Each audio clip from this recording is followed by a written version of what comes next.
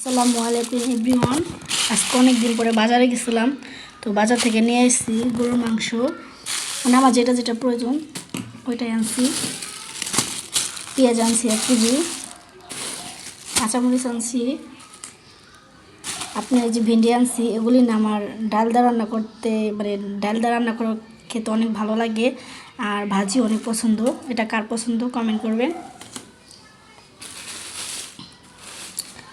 আর এই যে কলা আনছি, এই কলাগুলির নাম কি কেউ যদি বলতে পারেন তো জানাইন। আর এই যে টুকিটাকি মানে আমার যতটুকু প্রয়োজন ততটুকু আমি আনছি। তো আমার ভিডিওটা এই পর্যন্তই। কে কোথা থেকে দেখছেন একটা কমেন্ট করে জানাবেন।